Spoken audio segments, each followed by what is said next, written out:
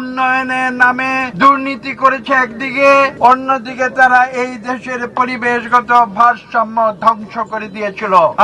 যে ভারসাম্যতা, সেটা যদি আমরা রক্ষা না করি তাহলে এই দেশ এবং এই দেশের 18 কোটি মানুষ ভবিষ্যতে তারা এমন একটি পরিস্থিতির সম্মুখীন হবে যে পরিস্থিতিতে বাংলাদেশের পরিবেশ সম্পূর্ণ ধ্বংস হয়ে যেতে পারে। আপনারা জানেন আমাদের ছোট্ট একটি দেশ, অথচ জনসংখ্যা বিশাল, যার কারণে আমাদের বাংলাদেশ পৃথিবীর সম্ভবত সবচেয়ে ঘন বসতিপূর্ণ দেশ।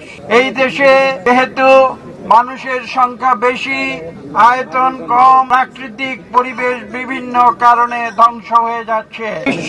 বিশ্বের বিভিন্ন স্থানে এখানে শতকরা ন্যূনপক্ষে 10, 12, 15, 20 এমনকি 25% অথবা তার বেশি বনভূমি রয়েছে।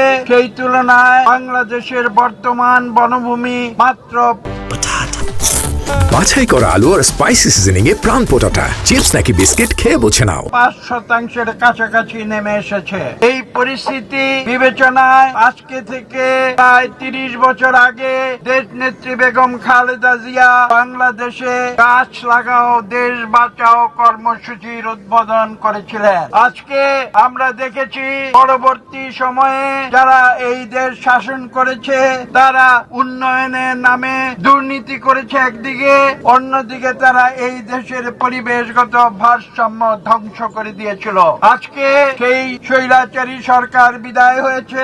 আমরা এদেশে মানুষের জন্য কাজ করি, এই দেশের জন্য কাজ করি আমরা। কাজেই আজকে আমরা নতুন করে আবার আমরা সেই কর্মসূচি করছি এবং বাংলাদেশের প্রত্যন্ত অঞ্চলে শুধু নয়, রাজধানীতেও আমরা গাছ লাগাও কর্মসূচি নতুন করে শুরু করেছি।